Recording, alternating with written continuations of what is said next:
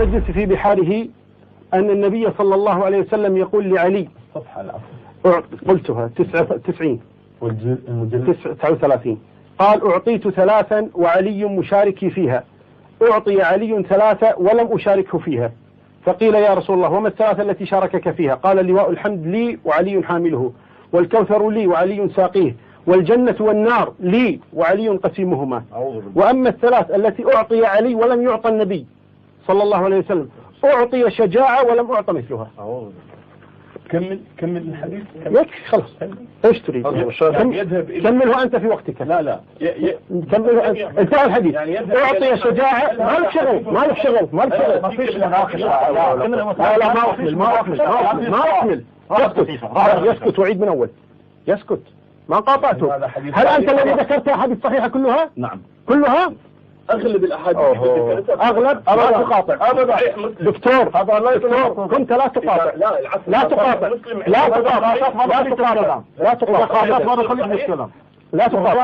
لا تقاطع. احسب الوقت دكتور. طيب. دقيقة. وأما ال3 التي أعطي علي ولم أشاركه فيها فإنه أعطي شجاعة ولم أعطى مثلها، وأعطي فاطمة زوجة ولم أعطى مثلها، وأعطي الحسن والحسين ولم أعطى مثلهما. إذن الشجاعة لعلي مقدمة على شجاعة النبي صلى الله عليه وسلم، فهو الإمام حتى في زمن النبي صلى الله عليه وآله وسلم. ومثال واحد أتي لكم به على كذب الخميس وادعاءاته التي يضلل بها الناس. عثمان الخميس ادعى ليلة أمس وأمامكم وأمام الجميع أن الشجاعة يتميز بها الإمام علي عن الرسول صلى الله عليه وآله، وأورد حديثا نقله من البحار الجزء 39 الصفحة 90. ولو راجعنا تلك الرواية، رواية البحار، وها هي أمامكم، هذا أتحدى أي واحد يأتيني هذه الرواية، أتحدى أي واحد، هذا هو البحار، أي واحد يأتيني بكلمة شجاعة في كل الحديث. أقرأ لكم الحديث نصا. هذا الكتاب أيضا، هذا كتاب البحار، شوف الأستاذ يقول في البحار عن الرضا عليه السلام عن آبائه عن علي عليه السلام قال: قال رسول الله صلى الله عليه وآله: إنك أعطيت 3 لم أعطها، قلت فداك أبي وأمي وما أعطيت؟ قال: أعطيت صهرا مثلي، وأعطيت مثل زوجتك، وأعطيت مثل ولديك الحسن والحسين. والحديث الآخر قال رسول الله صلى الله عليه وآله لعلي عليه السلام: يا علي إنك أعطيت 3 لم أعطى، قلت يا رسول الله ما أعطيت؟ فقال: أعطيت صهرا مثلي ولم أعطى، وأعطيت زوجتك فاطمة ولم أعطى، وأعطيت الحسن والحسين. الحديث الذي استدل به الآن أقرأه نصا وأبين لكم تدليسه وكذبه. هذه الأحاديث كلها تثبت نفس القضية. عن رسول الله صلى الله عليه وسلم قال: أعطيت 3 وعلي مشاركي فيها، وأعطي علي 3 ولم أشاركه فيها. فقيل له: يا رسول الله وما هذه ال3 التي شاركك فيها علي عليه السلام؟ قال: لي لواء الحمد وعلي حامله، باعتبار علي حامل لواء الرسول في الدنيا والآخرة. والكوثر لي وعلي ساقيه، ولي الجنة والنار وعلي قسيمها. ما الدليل على أن عليا قسيم الجنة والنار؟ لأن قسيمهما عفوا. ما الدليل؟ لأن هناك في صحيح مسلم: إنه لعهد النبي الأمي إلي إنه لا يحبك إلا مؤمن ولا يبغضك إلا منافق. فالذي يحب علي هذا معنى ذلك هو من أصحاب اليمين إن أدى الواجبات الأخرى. والذي يبغض علي فلو جاء بحسنات ملء السماوات والأرض لا تقبل منه، لأنه منافق، يعني يبطن الكفر ويظهر الإسلام. هذا معنى التقسيم. فحب علي قسيم الجنة والنار. وأما ال3 التي يعطيها علي ولم أشاركه فيها فإنه أعطي ابن عم مثلي، وليس هاي الكذب فيها الخميس، هذا تكذيبه وتدليسه. فقال شجاعة، كذب، يفتري على رسول الله. كيف نصدق بإنسان يفتري على رسول الله؟ وهذا كتاب البحار وهذه أيضا. إنا لله وهكذا هم دائما يكذبون ويكذبون ويضللون الناس. فانتبهوا أيها الأخوة إلى هؤلاء وإلى تدليساتهم وكذبهم، انتبهوا دائما. هذا مثال، هذا غيظ من فيض.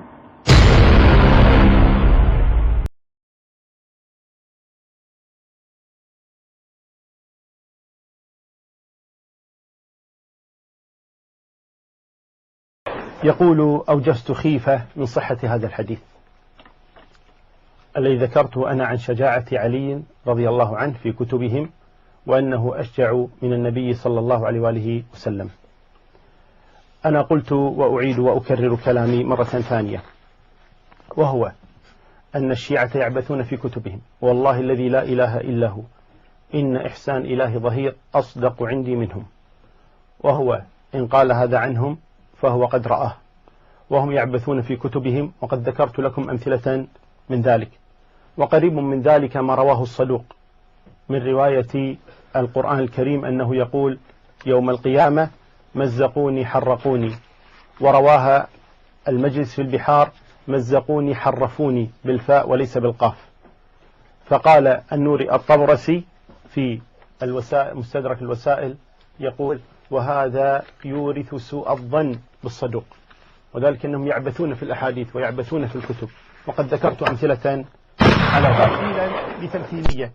والآن أرسل للشيعة الاثني عشرية هدية العيد مقدمة، وهي وإن كانت ليست مني مباشرة ولكن من محدثهم وعالمهم نعمة الله الجزائري في الأنوار النعمانية: ومهما تكن في امرئ من خلقة وإن خالها تخفى على الناس تعلم. هذا الأنوار النعمانية نعمة الله الجزائري الجزء الأول يقول: روى الصدوق طاب ثراه عن النبي صلى الله عليه وسلم، طبعا صفحة 16، يقول: روى الصدوق طاب ثراه عن النبي صلى الله عليه وآله وسلم قال: أعطيت 3 وعلي مشاركي فيها، وأعطي علي 3 ولم أشاركه فيها. فقيل: يا رسول الله وما ال3 التي شاركك فيها علي؟ قال: لواء الحمد وعلي حامله، والكوثر لي وعلي ساقيه، والجنة والنار لي وعلي قسيمهما. وأما ال3 التي أعطي علي ولم أشاركه فيها فاطمة، فإنه أعطي شجاعة ولم أعط مثلها. هذه الأنوار النعمانية. لما قلنا إنهم يحرفون الكتب ويغيرون الكلام ما افترنا عليهم بذلك أبدا. أنا قلت صفحة 16 الجزء الأول، قلت كذلك عن ولادة علي رضي الله عنه: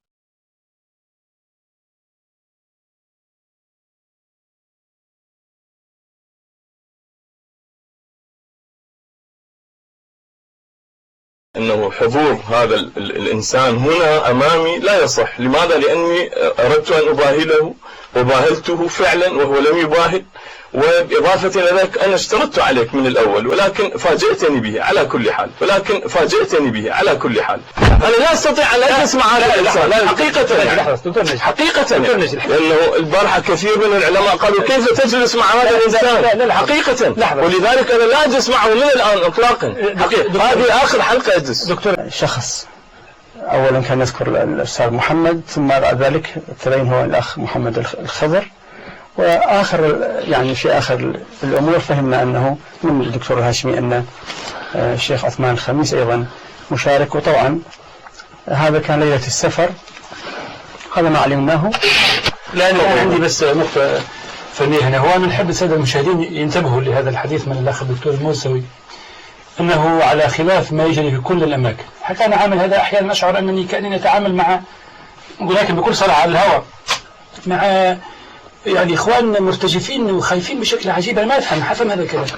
يعني ليس فقط السيد الموسوي يريد أن فوض لاختيار من يأتي معه من أتباع مثل مذهب الإمام جعفر الصادق، لكنه كان أيضا يريد ويلحن يتدخل حتى في من يأتي ويحاوره فيه، اللي هو خارج حدود المنطق. لأنه هذا الحوار لحظة كم مرة وأنت تقول رأيك على الهواء. من جعفرنا وجعفركم من خوله أن يتكلم باسم الإسلام؟ أين علماء الأمة الإسلامية؟ أين الحنفية والحنابلة والشافعية والمالكية؟ أين علماء بغداد القاهرة تونس؟ يعني ماكو بس بالكويت؟ يا أخي مجموعة، يا أخي هذه القضية مدروسة عيب والله. يريدون يقطعون ثلاثة بعد يا الموسوي. كيف هذا؟ هذا مثل الكويت والمصري. ما لا داعي نفسي شنو لا داعي؟ والعلماء نصر والدكاترة والمثقفين. يا دكتور من فضلك اتقوا الله يا أخي متقين وزيادة شاء الله. متقين وزيادة. جعفر المكذوب وجعفر يا أخي أنا صدر العالم الذي يقبل رواية ويرد عليها. يا أخي جعفر الصادق حاور الملحدين. يا أخي حاول الناس ينكرون وجود الله عز وجل. يا أخي هذا ما عندك يوضح هذا اللي كان يمكن أن ترجع عليه الناس الميت. يا أخي يا أخي رواية رد عليه. شو علاقته بالخمس؟ يا أخي رد رواية. هاي قضايا من الفروع نحن نؤمن بها. يا أخي ما مو من الأصول. اشرح وقناع شو المشكلة؟ اشرح. شو وتعطينا وقت نشرح. طيب أنت أخذت ساعة ونص لوحدك. يلا يا أخي أخذت ساعة ونص لوحدك. ما هذا مو شوية. يا أخي أخذت ساعة ونص. يا أخي اتق الله. ساعة قال التحرير. يا أخي يا دكتور أنا أرفع المصاحف في وجهي علي. طب أنا جعلك هذا. هاي فصول الأذان عند كل الإمامية. يا أخي استمع الناس بالهداوة كما استمع الذين من قبلك ورد عليهم. وقد أخذت من وقت أضعاف ما أخذه الجميع. أرجوك رد على رواية برواية. وعلى قول مسألة إسلامية. أئمة أهل البيت حاوروا الملحدين. يا أخي تشبه بهم رضي الله عنهم. يا أخي تشبه بأئمة أهل البيت رضي الله عنهم. زيادة حاوروا الملحدين. متشبه بجعفر حاوروا الملحدين فتعتبروا منهم. أين ورعه؟ يا أخي حاوروا الملحدين هم. لماذا لا يذكر جعفر الصادق؟ يا أخي يعطي فرصة. لماذا يذكر؟ حاوروا يا أخي حاوروا. هذا ما يا أخي حاور. هذا ما قابل. يا أخي حاور. أنت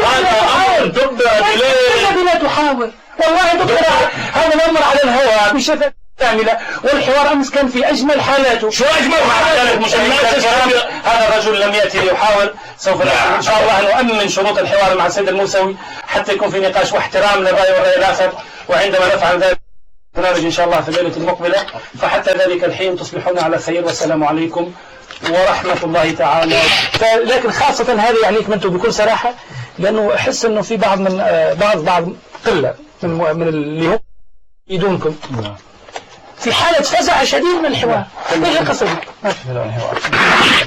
عندكم يا اخوانا ركزوا لي على النقاط المطروحة.